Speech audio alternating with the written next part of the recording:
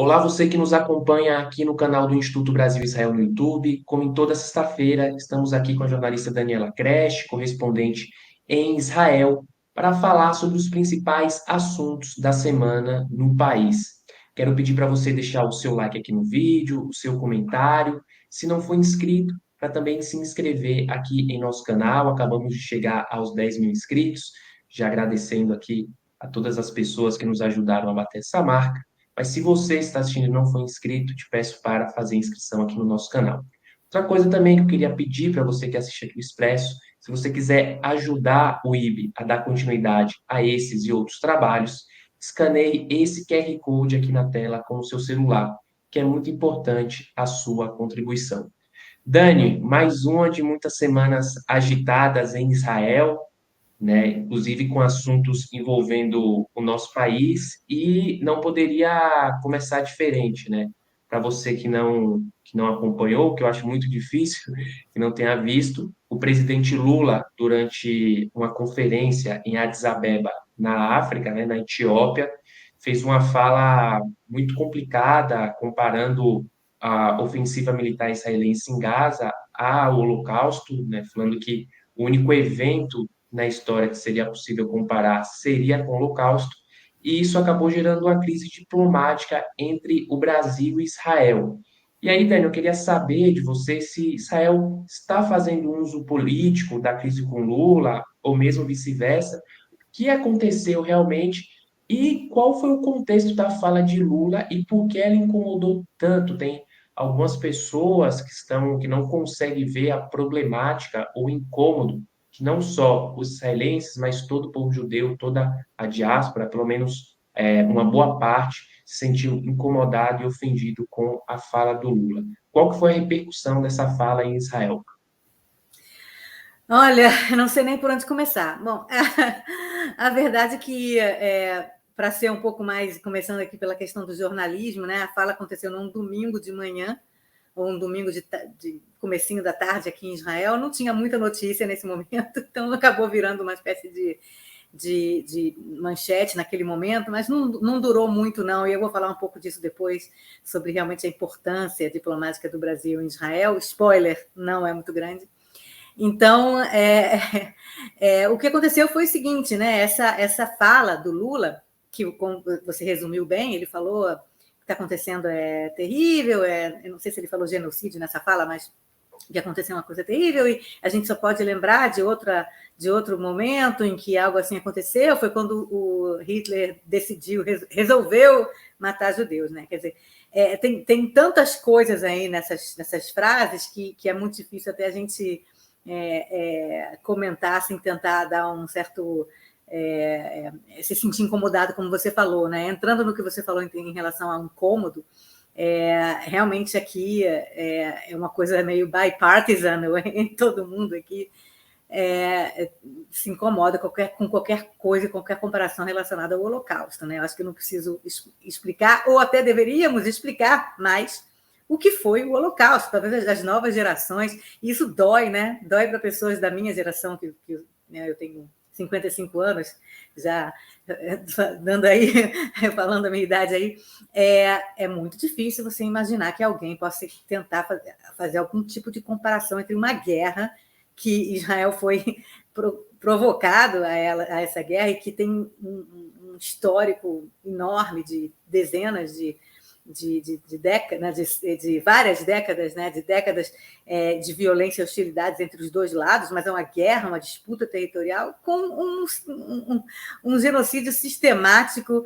de milhões, 6 milhões de pessoas que não estavam fazendo nada contra ninguém na Europa, não estavam incomodando ninguém, não estavam pregando o fim da Alemanha, não estavam minando absolutamente nada, não estavam atirando e nem fazendo atentado terrorista contra os alemães. Quer dizer, então, você tentar fazer uma comparação como essa é tão absurdo em tantos níveis que para os israelenses é até meio difícil de compreender, porque eles estão acostumados a ter uma ideia do que foi o Holocausto, assim como o Brasil está acostumado a saber da história do descobrimento, né? Descobrimento entre aspas, que agora está sendo rediscutido, e várias histórias, várias coisas que o Brasil se estuda na escola e que em outros lugares do mundo não se estuda, né? No Japão, não sei quem acha, quem sabe quem foi Pedro Álvares Cabral, entendeu? Quer dizer, então, coisas que são muito consideradas, que são consideradas para os israelenses óbvias, para os israelenses é interessante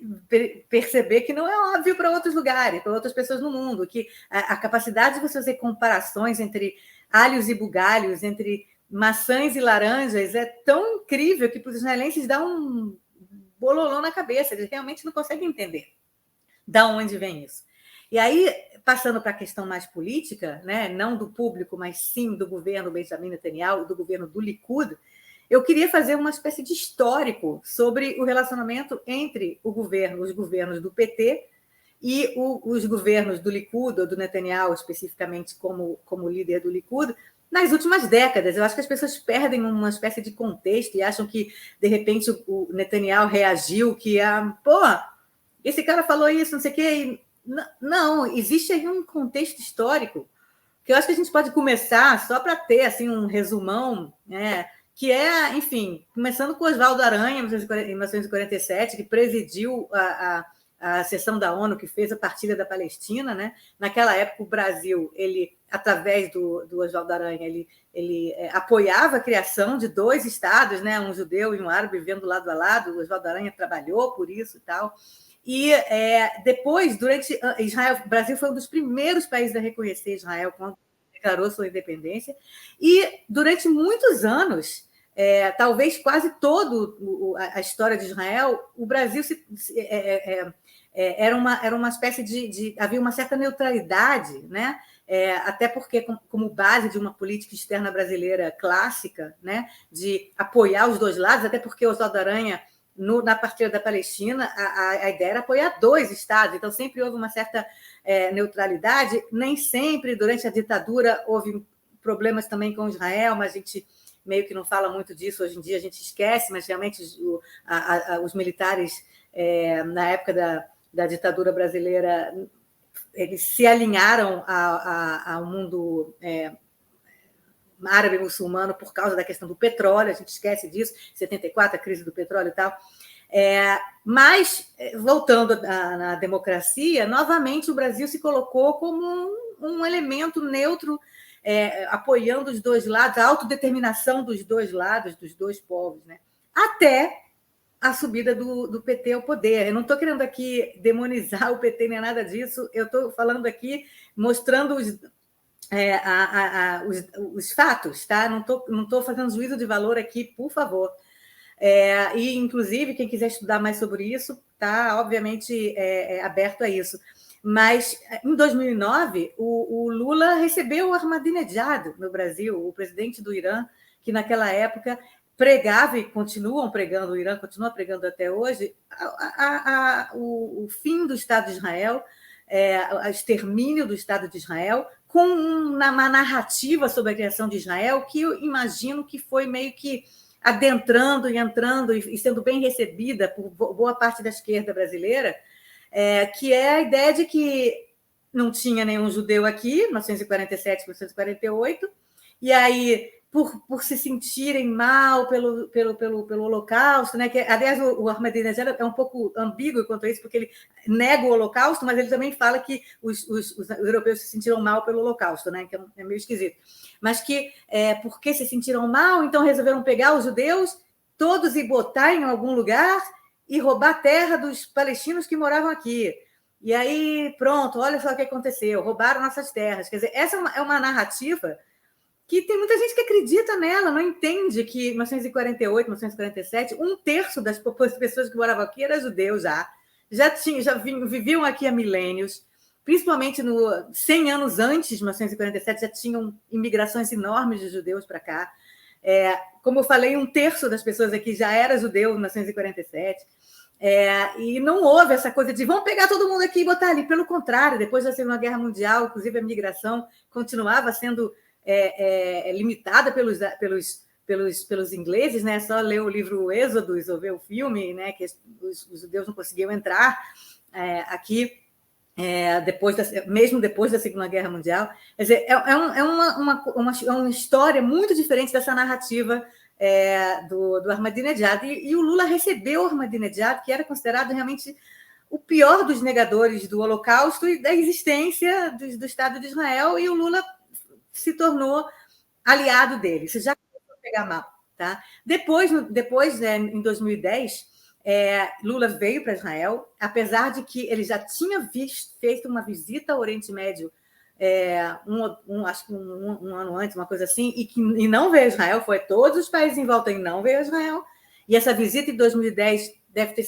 Na época, eu me lembro que eu cobri essa visita como jornalista, e era uma coisa meio tipo, não foi na outra, então ele teve que vir agora, entendeu? Uma coisa meio assim. E ele pegou muito mal na época o fato de que ele não visitou o túmulo do Theodor Herzl, que é o líder, foi o criador do sionismo, justamente por causa já dessa ideia de sionismo como colonialismo, como racismo, tudo que o Brasil pensa mal de si mesmo e tudo que os europeus, né, a esquerda europeia, digamos assim, pensa mal de si mesma porque foi colonialista, porque foi racista, jogou em Israel, né? O Israel é que é o colonialista, Israel é que é o racista, né? Enquanto que o que, na verdade, corrobora essa narrativa iraniana de que é um colonialismo que existe aqui, não é que existia judeu aqui já morando, não. Roubaram todas as terras, né? E a ideia de que os judeus são racistas mais do que o resto do mundo, quer dizer, é uma coisa meio assim, tipo, os judeus não podem ser nada diferente do resto do povo só, e os iranianos não são racistas, não, esses não são. Quer dizer, então... Os curdos no Irã não sofrem racismo, né, Dani? Só em Israel que... Racistas, misóginos, xenófobos, anti-LGBT, não, isso está tranquilo. Os iranianos são ótimos, os ayatollahs iranianos são beleza. Quer dizer, então, então houve Ahmadinejad. Depois a visita a Israel com esse mal-estar, que ele não visitou o túmulo do Herzl, ele visitou o túmulo do Yasser Arafat. Depois, a amizade com Erdogan, as tentativas do Lula de se intrometer, de tentar ser algum tipo de elemento aqui, apaziguador, mas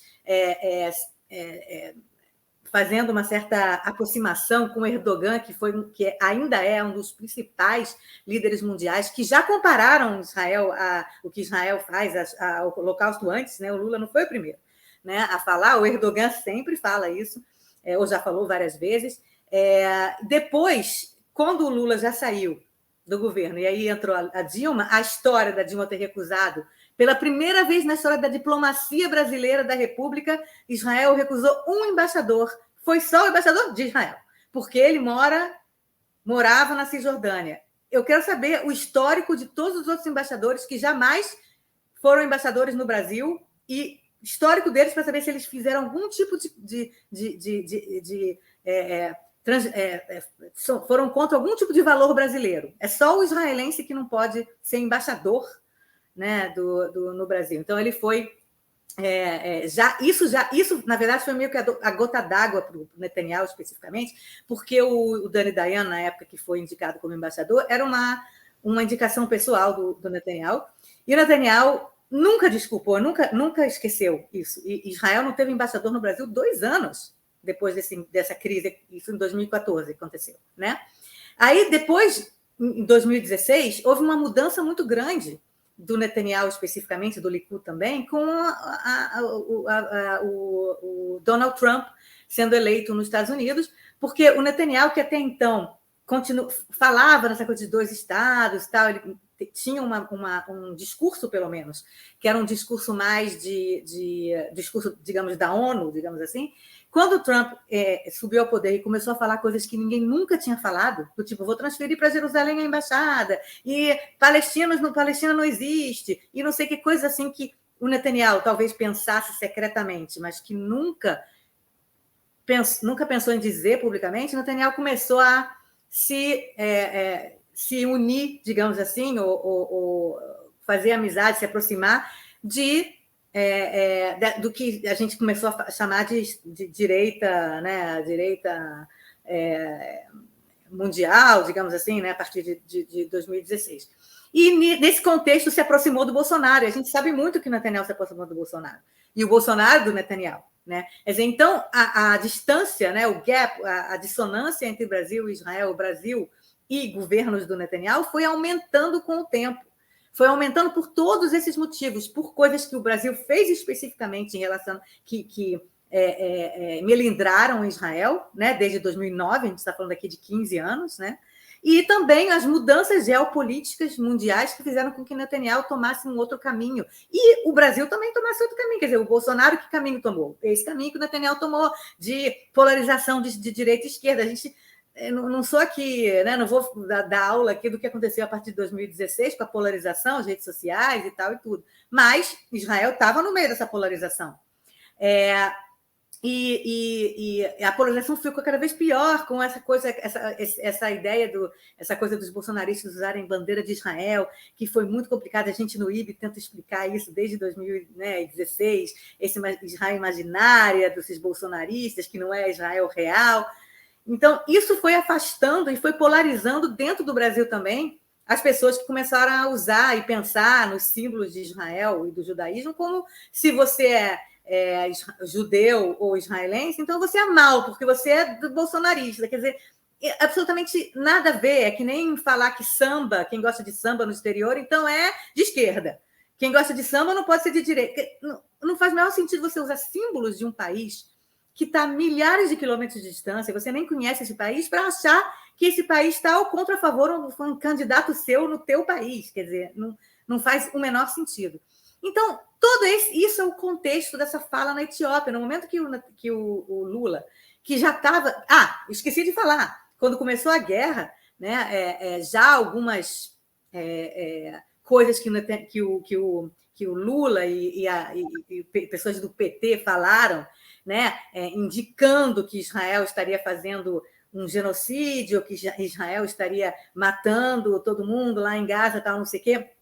Coisas que, obviamente, para os israelenses não pegam bem e não são bem aceitas, não só de líderes do Brasil, como outros líderes do mundo, mas o Brasil deu um passo adiante no momento em que apoiou o pedido, né, da África do Sul, junto à Corte Internacional de Justiça em Haia, para julgar Israel por genocídio. Que países apoiaram a África do Sul nessa ação? O Brasil e pouquíssimos outros, eu nem sei exatamente quais todos. Mas da América Latina, por exemplo, acho que foi só o Brasil. Eu não sei, eu posso estar errado aqui. Mas o Brasil foi um dos poucos países que realmente... Foi o Brasil, a Colômbia e a Venezuela. Os países exatamente. Então, tá certo. Obrigada, João. Então, quer dizer, isso já estava na goela, não estava passando na goela dos israelenses, do Brasil se meter e concordar com essa ação em Haia por genocídio de palestinos, entendeu?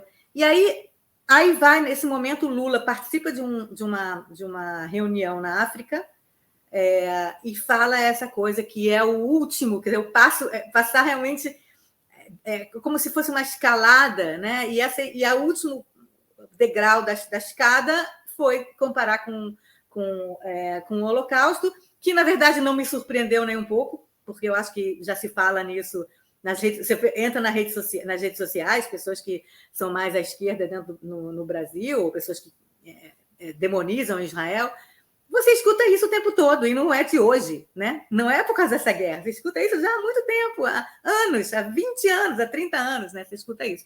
Então, não me surpreendeu, mas para os israelenses foi mais um tapa na cara, digamos assim, né? E aí, nesse momento, o Netanyahu falou, não, peraí, agora temos que reagir de uma forma um pouco mais clara, porque a gente não reagiu quando o Brasil apoiou a África do Sul na questão de Haia, agora a gente vai ter que reagir porque foi demais, né? Então, nesse sentido, foi que Netanyahu decidiu, através do seu ministro, do seu chanceler Israel Katz, a declarar o Lula persona não grata, e veja bem, não foi o Brasil todo, não foi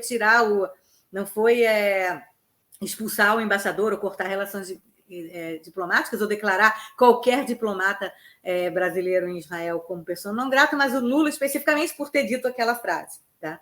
E aí a gente entra no uso político, né? Quer dizer, no uso político tanto do Netanyahu, dessa frase do Lula, para tentar ganhar algum ponto em seu eleitorado, né? A gente lembra que Israel é um país que vive em campanha eleitoral, acaba a eleição, começa uma campanha eleitoral no mesmo momento, né?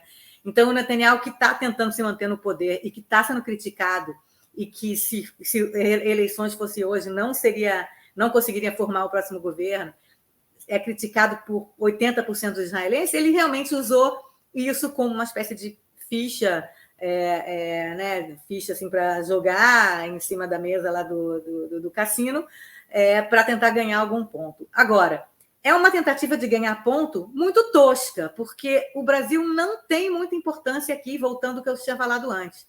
Não há uma sensação ou uma visão do Brasil aqui como um país que pode ser moderador ou que pode se intrometer ou se envolver com nada relacionado entre israelenses e palestinos. Aqui, para os israelenses, quem pode trabalhar, né, nesse sentido de moderar são alguns países europeus que têm relacionamento até através de... porque foram colônias, né, colonizaram aqui, como Inglaterra, França, e países da região, como o Egito, a Turquia, antes do Erdogan, em alguns momentos da época do Erdogan, Catar, Jordânia, Estados Unidos, e as grandes potências, Estados Unidos, China, Rússia. Tá? Esses são os países que estão no grupinho de quem pode ser moderador. Os israelenses não pensam em momento nenhum que o Brasil vai ser moderador de absolutamente nada.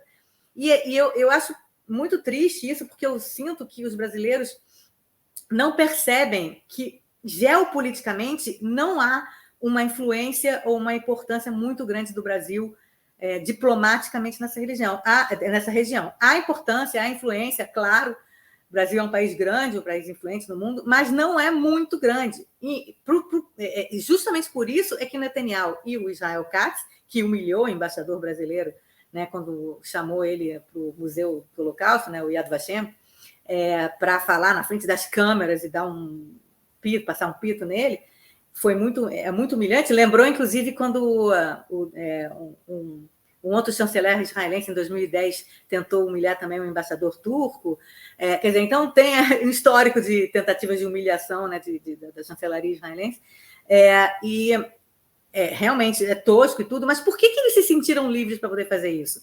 Porque eles justamente não percebem o Brasil como um país muito importante. Eles podem sacrificar momentaneamente, temporariamente, o relacionamento com o Brasil para ganhar pontos políticos, porque não tem tanta importância. O Brasil não tem tanta importância geopoliticamente como moderador, nem muito economicamente também. Israel e o Brasil têm um relacionamento econômico que é limitado.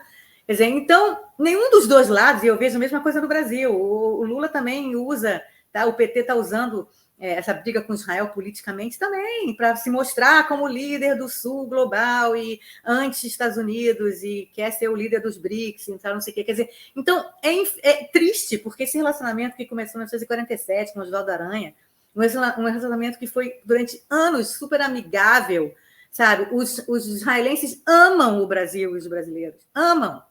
E é muito triste para os israelenses ver que esse amor deles, que é o Brasil, um amor estereotipado, né? Porque ama o futebol, né? Aquele estereótipo de brasileiro, tá? Não sei o quê. E agora está traindo, né, os israelenses, chamando os israelenses de genocida, dizendo que é nazista e não sei o quê. É muito triste para os israelenses. Eu quero terminar, já falei muito sobre isso, terminar mostrando só um pouquinho do programa Eretz Nederet, Terra Maravilhosa, que é uma espécie de Saturday Night Live, não sei como é que tem no Brasil hoje em dia, uma paródia política qualquer, que é paródia política, que é engraçado, eles fazem troça de Deus e o mundo, né, nessa coisa, e eles usaram, obviamente, todos os estereótipos possíveis para fazer uma piada com essa crise diplomática.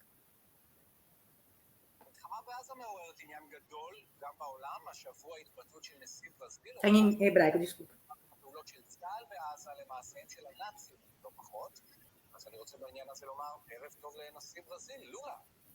Ele apresenta o Lula.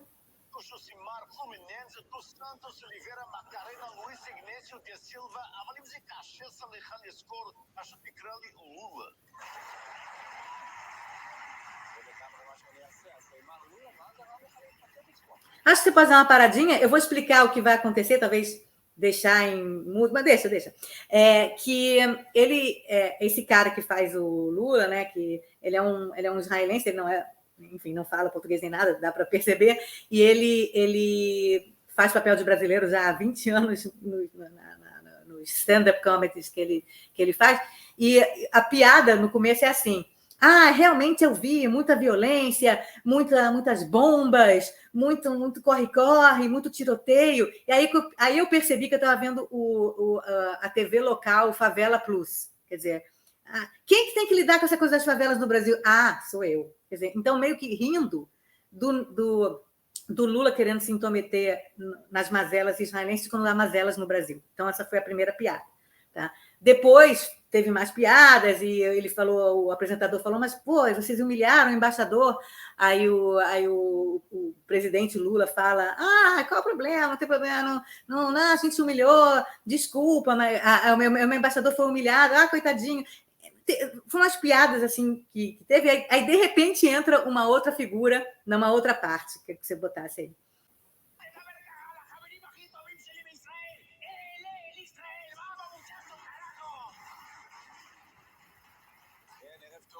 גם לנשיא ארגנטינה, חבייר מילי, אנחנו יודעים, אתה כמובן לא מזדהה עם הדברים האלה של החיפוש. ממש לא, תקשיבו לי טוב, אל תקשיבו לבולודו הזה. אם אתה שם את הסקל שלו בתוך התרנגולת לבד עולה על הפרישה, ואומרת לך, עזוב, לך תשתה משהו, אני אקרא לך שאני מוכנה. לך תשטוף את הפה שלך עם הקשס. Pode parar. Enfim, eles fazem uma piada assim, porque o Milei teve aqui uma semana atrás, o Milei é totalmente pró-Israel, a gente sabe, uma coisa meio bolsonarista, e eles fizeram uma espécie de guerra, eles fizeram uma brincadeira com guerra, né? Eles estão falando de guerra, uma espécie de guerra entre Milei e entre Argentina, Milei e Lula, e eles até fazem tipo uma espécie de jogo de futebol. O Milei fala, não sei quem, 1-0 para mim. Não sei quem, aí o Lula fala, não sei quem, 1-1. Então, aí o apresentador fala, não briguem, não sei o que tal. Quer dizer, então eles fazem também uma espécie de paródia com problemas digamos, latino-americanos que estão acontecendo entre os dois líderes e que agora eles têm, digamos que usam Israel na briga entre eles. E aí a gente pode ver também nesses dois trechos que o uso total, né, do estereótipo, assim como os brasileiros acham que israelense é só um soldado armado e mau, né? Infelizmente o estereótipo é ruim, né? O estereótipo de israelenses, de brasileiros e argentinos é esse estereótipo que vocês viram, né? O brasileiro falando de cachaça, o tempo todo ele fala cachaça e não sei o quê, porque, enfim, ele fica fazendo umas brincadeiras entre algumas palavras em hebraico com palavras em português. E aí sempre tem futebol, tem samba, tem uma hora que o Lula fala, vamos jogar capoeira. Quer dizer, então você vê o uso de todos os estereótipos para fazer, para tentar explicar, quer dizer, mostrar que para os israelenses é muito exótico, é muito distante, é muito esquisito, muito esdrúxulo que eles não entendem a aproximação do Milei com Israel e também não entendem por que o Lula falou o que falou. Quer dizer, porque para eles a América Latina é um lugar onde eles vão fazer passeio, é um lugar lindo, latino-americano, e toma cachaça, toma mate, come churrasco, eles falam lá, né? Churrasco, assado, né?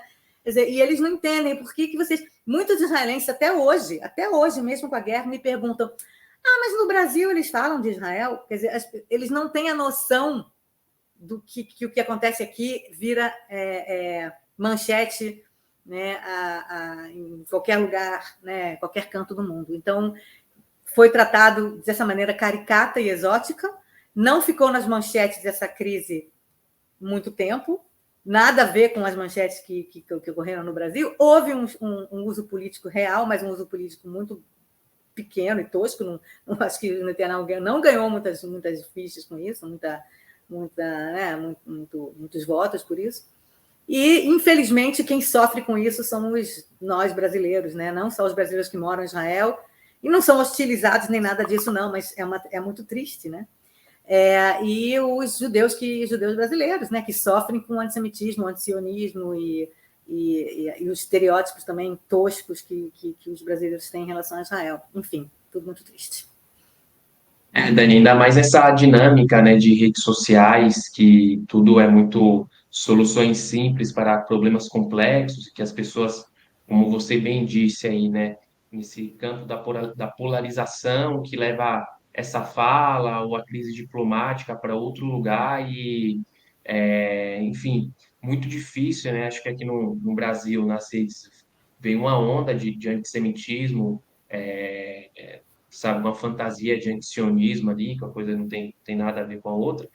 E, além da comparação, né, acho que o presidente esqueceu de olhar para os problemas internos aqui do Brasil e que nesse mesmo final de semana que ele fez essa fala, 30 pessoas, né, foi assassinada na Baixada Santista, que o Brasil é, enfrenta, né, problemas com os povos originários, a questão do genocídio do povo Yanomami, o próprio processo de formação histórica do Brasil, né, país que mais tem pessoas pretas fora do continente africano, também é o país que mais mata de diversas formas, então por que comparar só com Israel? A própria Etiópia, né, com, enfim, um processo no Tigré, na região norte da Etiópia, se não me engano, com mais de 600 pessoas mortas na Guerra Civil Etíope.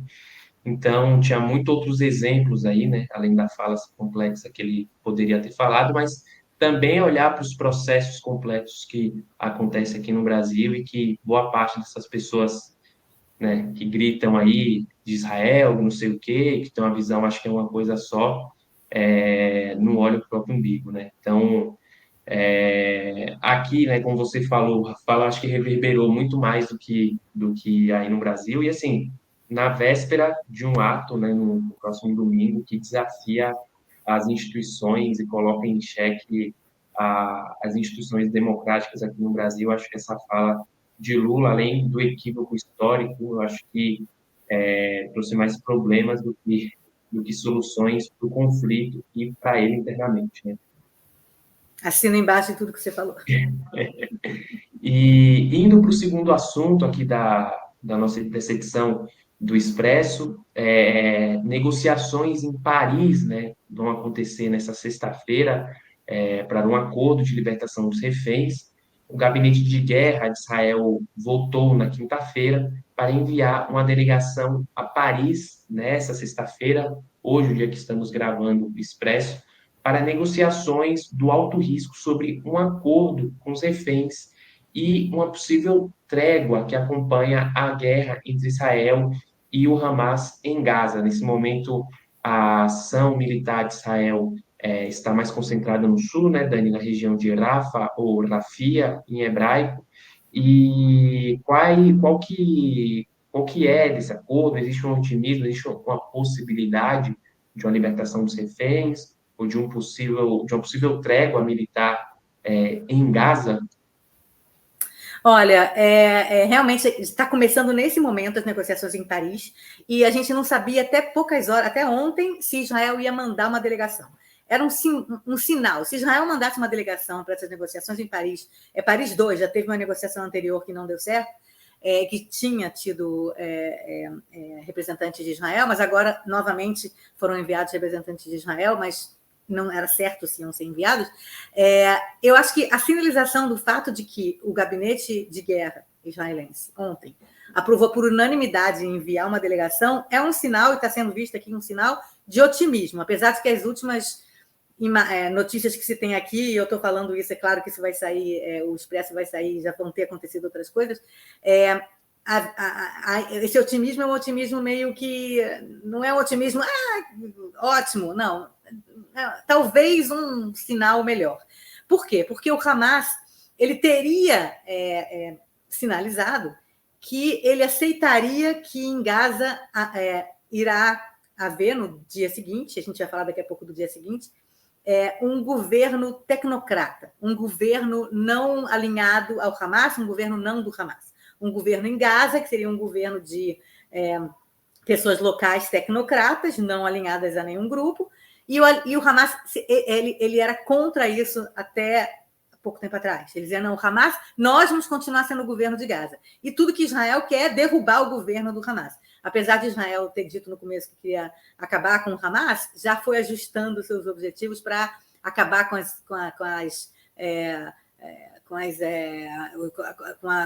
questão militar do Hamas, né? Com as armas, né? Terminar com esse braço armado do Hamas. Não Toda o Hamas infraestrutura, né? Infraestrutura, tal e tudo. Quer dizer, então, mas Israel continua dizendo que não quer que o Hamas continue como o soberano na faixa de Gaza, conseguindo comandando a faixa de Gaza. Né? Então, isso, na verdade, é uma espécie de exigência sine qua non de Israel. Né? O Hamas não continua como sendo o governo de Gaza. E o Hamas dizia, não, vamos continuar como governo em Gaza. Então, aí era um primeiro obstáculo. Tá? E o segundo obstáculo que tem nessas negociações, que talvez esteja começando a ser conversado também com o Hamas, até porque o líder do Hamas, o Yahya Sinwar, sumiu. Eu acho que ele meio que voltou, mas ele ficou umas 2 semanas sumido. As pessoas dizem aqui que ele fugiu, que ele está no Egito, inclusive levou sequestrados, reféns israelenses com ele para o Egito. Ninguém sabe onde ele está, quer dizer, claro que ninguém sabe. Talvez o exército israelense saiba, de alguma forma. Mas outro obstáculo, por causa desse Sinwar, é o fato de que o Hamas quer que, tudo bem, devolve todos os reféns, mas acaba a guerra. O Hamas quer que imediatamente acabe a guerra, no sentido de que Israel se retire totalmente da faixa de Gaza. Quer dizer, o que o Hamas quer? Israel se retira totalmente da faixa de Gaza, nós continuamos governo. Quer dizer, nada aconteceu. Igual a 6 de outubro do ano passado. E todas as mortes, até dos próprios palestinos e, obviamente, dos israelenses, aconteceu. Tudo bem. E aí a gente supera, né? Quer dizer, a gente sabe o quanto o Hamas ama seus próprios cidadãos e como eles não se importam em sacrificar seus próprios cidadãos e, obviamente, ama e não se importa em sacrificar os israelenses também. Ama, entre aspas. Então, o Hamas quer isso. O Hamas quer sobrevivência política, quer continuar vivo e continuar a ser o soberano na faixa de Gaza e quer que Israel se retire totalmente, como se nada tivesse acontecido. E Israel falou, não, essas duas coisas não vão acontecer. Não vão acontecer. O Hamas tem que deixar de ser o governo na faixa de Gaza e a gente não vai sair totalmente da faixa de Gaza. Aí entra também na terceira coisa que a gente vai falar daqui a pouco, mas essas são as duas coisas que estavam sendo obstáculo entre os dois lados e que provavelmente houve uma certa flexibilidade, talvez, nas posições dos dois lados. Talvez o Hamas tenha dito, ok, então não acaba a guerra, mas tem uma pausa de 2 anos, sei lá, entendeu? Uma tentativa de usar uma linguagem, um linguajar diferente, e Israel talvez aceite. Não, então tá, então a gente faz uma pausa de 2 meses. Entendeu? Quer dizer, então, há aí talvez uma flexibilidade dos dois lados para essa questão de fim da guerra ou não fim da guerra e para a questão também do Hamas ser governo ou não. O Hamas estaria aceitando agora, talvez, deixar de ser o governo, mas continuar a existir enquanto entidade política ou entidade militar, talvez, não sei, paramilitar. Então, vamos ver o resultado dessas negociações, né? Vamos acompanhando aqui o resultado, né? A gente espera que um acordo aí e que os reféns israelenses, né, que inclusive hoje aqui eu estava vendo mais cedo no CAN, que as famílias fizeram um tipo de protesto, né, no Shabat, numa via pública em Tel Aviv. Eu sempre fico me colocando no lugar dessas famílias, de você não saber, né, se o seu familiar está vivo, está morto, qual a situação que se encontra. Muitos desses reféns, como você trouxe aqui em edições anteriores do Expresso, têm problemas de saúde, precisam de medicamentos específicos, né? Alguns, inclusive, com problemas crônicos, como é o caso do brasileiro Michel Rosenbaum, que ainda permanece nas mãos do Hamas, e a gente espera que um acordo, óbvio, com condições aí, plausíveis, né? Possa sair e que os reféns retornem imediatamente.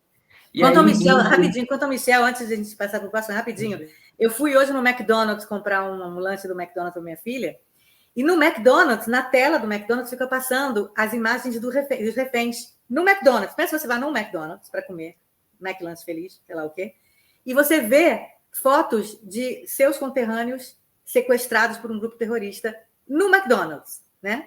Então, e aí passou justamente quando eu olhei, estava passando o Michel. Dezembro.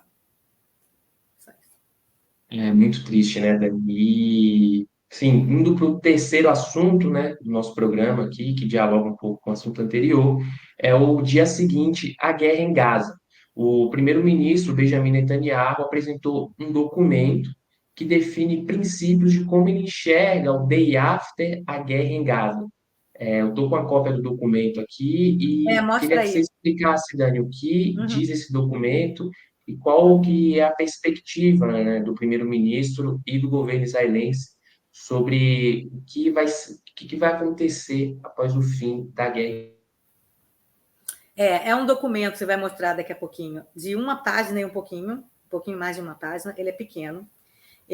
Pequeno com letras grandes, não tem letras pequenininhas, quer dizer, é um documento que justamente o tamanho dele, né, demonstra o quão vago ele é, que é uma coisa bem Netanyahu, né? O Netanyahu demorou muito para liberar esse documento, inclusive vazou talvez porque alguém quis vazar, porque ele mostrou isso ontem no gabinete de guerra, né? E vazou para a imprensa, né? Provavelmente ele tinha interesse que isso fosse para a imprensa. E é um documento que é a primeira vez que o Netanyahu fala alguma coisa do Day After. Até agora ele não quis falar de Day After, né? O que, na verdade, está fazendo muito, continua sendo muito cobrado por isso. E Netanyahu, sendo Netanyahu, o que ele quer é, o máximo possível, não melindrar ninguém, né? O Netanyahu sempre foi assim, essa coisa de pisar em ovos, principalmente dos aliados dele, que ele quer continuar no poder. Então, esse documento ele mostra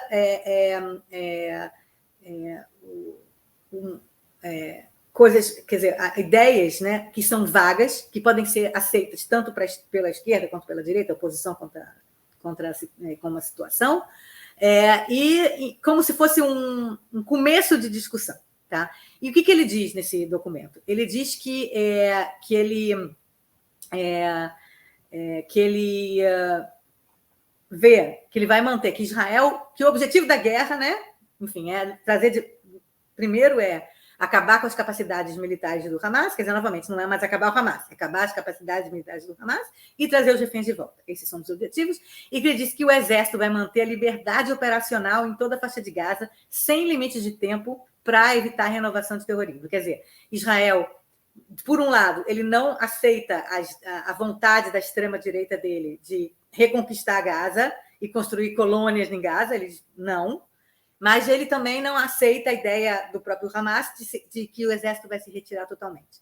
O que ele diz, e na verdade tem dito, nada disso é muito chocante, tá? Tudo isso é mais ou menos o que já tem sido dito, é que Israel vai fazer uma espécie de modelo Cisjordânia, no sentido de que vai ter um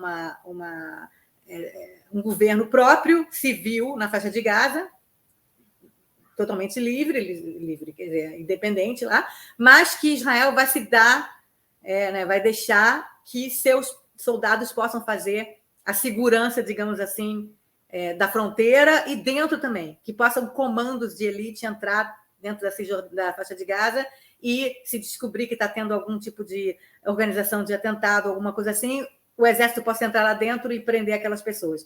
O mesmo modelo da Cisjordânia hoje em dia, né? Na área que a autoridade palestina comanda, é uma área que tem, teoricamente, deveria haver eleições lá dentro, tem governador, tem polícia interna, tem tudo, não sei o quê, tem instituições internas palestinas dentro da Cisjordânia, mas o exército pode ir lá entrar quando souber que há algum tipo de tentativa de organização de algum atentado, e tem, inclusive, está nesse momento o recorde de tentativas de atentado, alguma coisa entre 3 por dia que a polícia, né, o Shin Bet israelense consegue evitar. Né?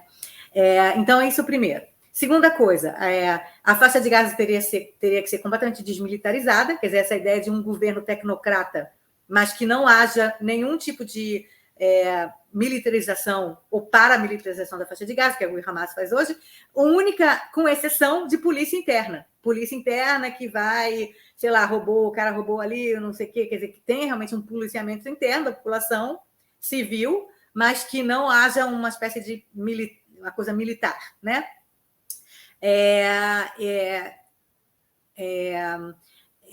Que em relação à fronteira com o Egito, entre Gaza e o Egito, que é aquele corredor Filadélfia que a gente estava falando no que a gente falou antes, nos expressos anteriores, o Netanyahu, para a alegria, digamos assim, das discussões com o Egito, não falou Israel quer ocupar ou quer controlar essa faixa, porque o Egito já falou que de jeito nenhum vai aceitar que Israel tenha o controle dessa fronteira, né?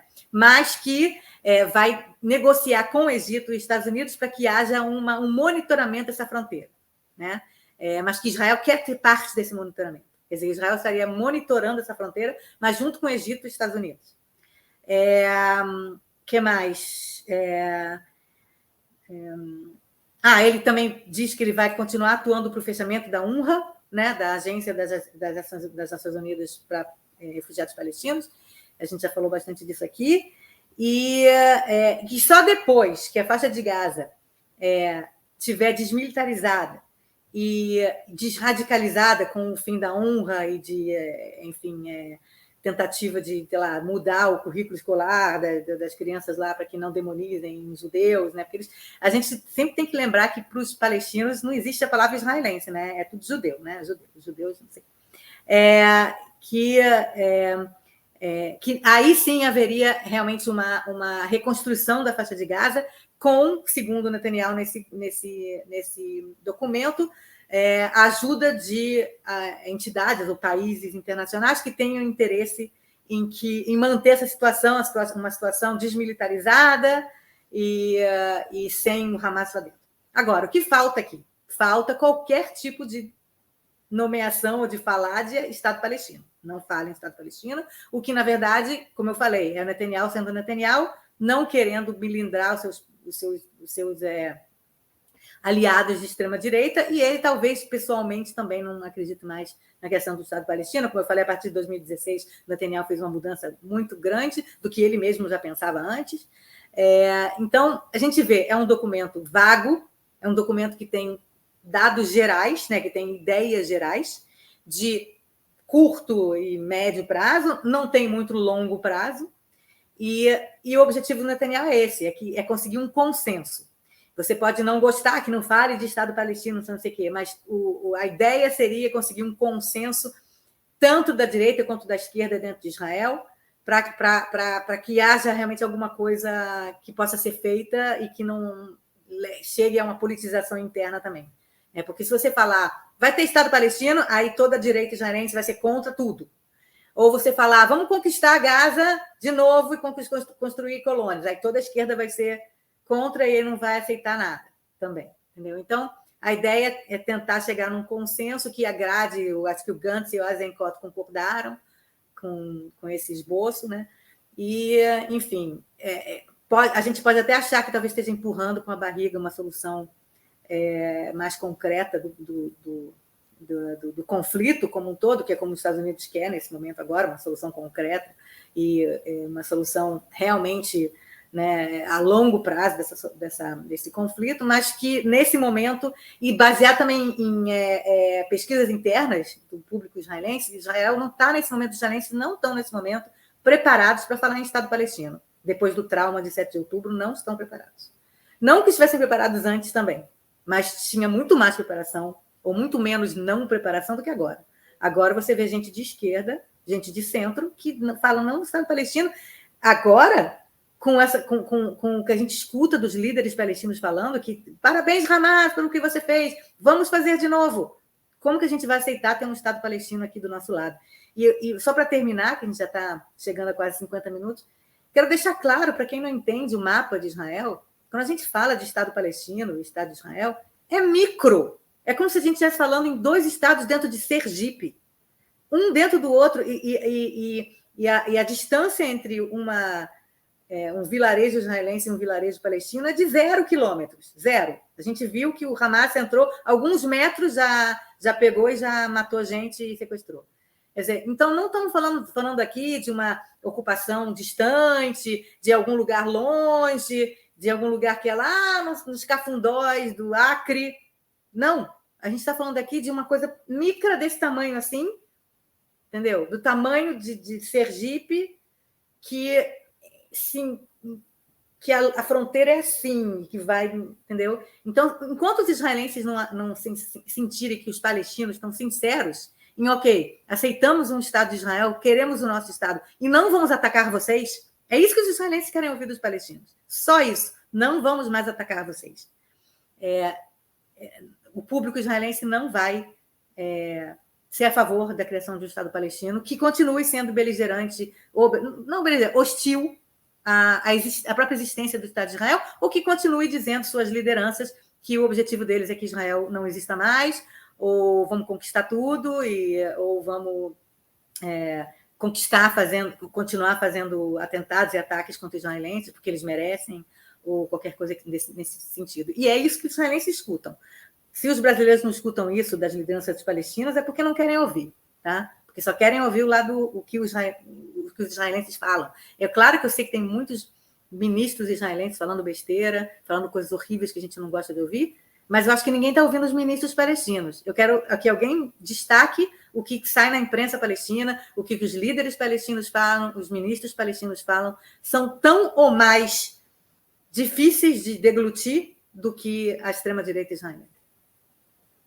Dani, é o momento, como você falou, né? Depois do que aconteceu em 7 de outubro, eu lembro que você falou numa das primeiras edições aqui do Expresso, independente do governo que tivesse, podia ser o Haddad, que ia ter uma resposta militar, talvez não da mesma forma, na mesma altura.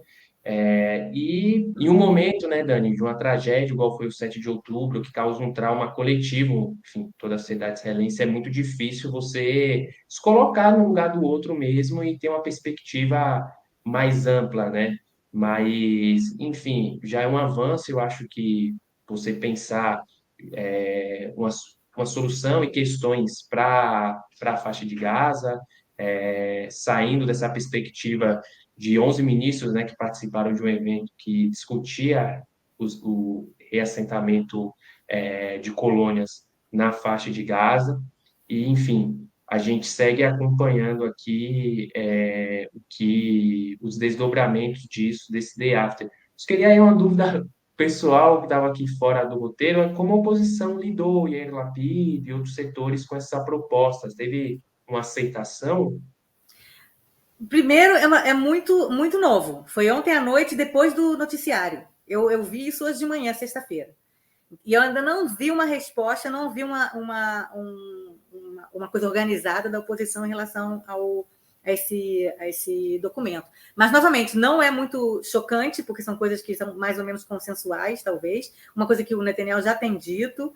Então, não tem nada aí que seja diferente. Agora, eu imagino que se o Gantz e o Eisenkot foram a favor, eu imagino que eles também consideram que é uma espécie de consenso, ou uma espécie de melhor, não dá para fazer nada melhor, tá? Porque senão você teria que agradar aos radicais dos dois lados, agradar a extrema-direita reconquistando Gaza, que obviamente não é política de Israel, não é interesse de Israel, e nem o Netanyahu já falou que não, ou você agradar a extrema-esquerda, que quer um Estado palestino nesse momento agora, com as fronteiras de 67, que também não é consenso dentro de Israel. Quer dizer, então você tem um centrão, um consenso, que talvez seja um momento de fazer alguma coisa para eles, para que haja, pelo menos no primeiro momento, a curto prazo, algum tipo de solução.